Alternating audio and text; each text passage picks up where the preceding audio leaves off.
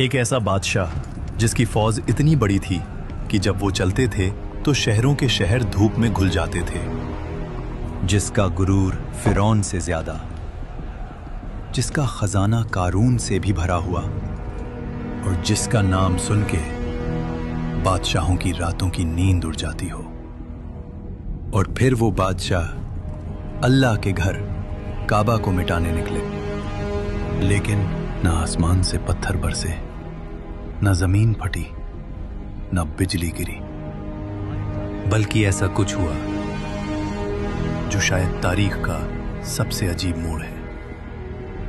वो बादशाह जो काबा को गिराने आया था, वही काबा का सबसे पहला खादिम बन गया।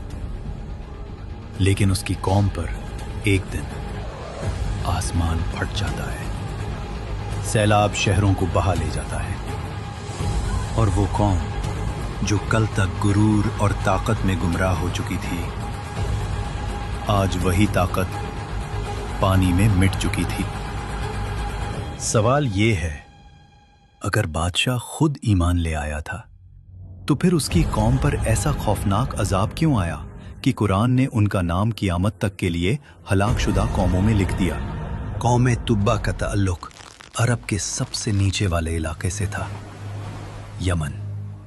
तफसीर इब्न कसीर के मुताबिक एक वक्त था जब यमन दुनिया का सबसे अमीर मुल्क था। सोना पहाड़ों से निकलता था, साफ पानी दरियाओं में बहता था, शहरों के गिर्द फलों से भरे हुए बाग थे। इनके तिजारती रास्ते पूरी दुनिया में फैले हुए थे।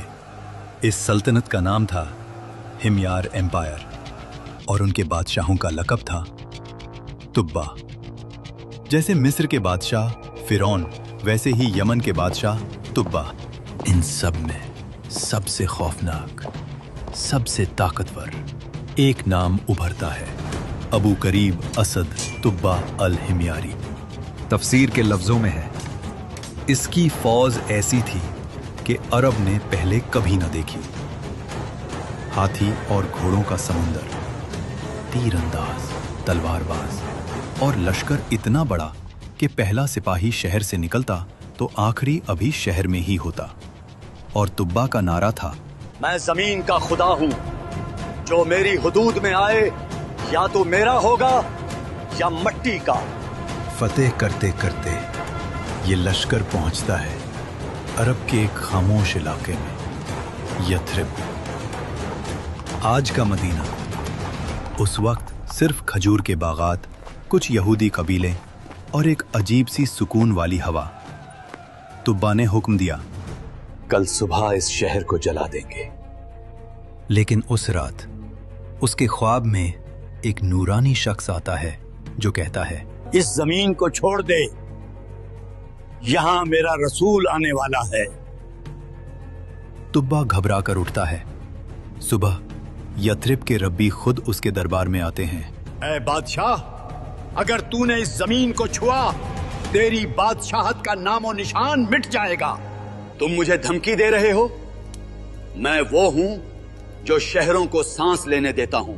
हम तुझे नहीं, उस नबी के रब का पैगाम सुना रहे हैं जो यहां हिजरत करेगा। तफसीर इब्न कसीर के मुताबिक ये सुनकर तुब्बा के जिस्म पर लर्जा तारी हो गया। उसने पहली बार महसूस किया कि कोई कुव्वत है जो उसके तकब्बुर से भी बड़ी है, और वो पहली दफा अपनी फौज को पीछे हटाता है। मगर शैतान अभी खामोश नहीं था। कुछ लोग तुब्बा के कान में फूंकते हैं, अरब के बीच एक घर है जिसे काबा कहते हैं। लोग वहां सोना चढ़ाते हैं। अगर हम इसे लूट लें तो अरब घुटनों पर आ जाएगा। तुब्बा मुस्कुराया।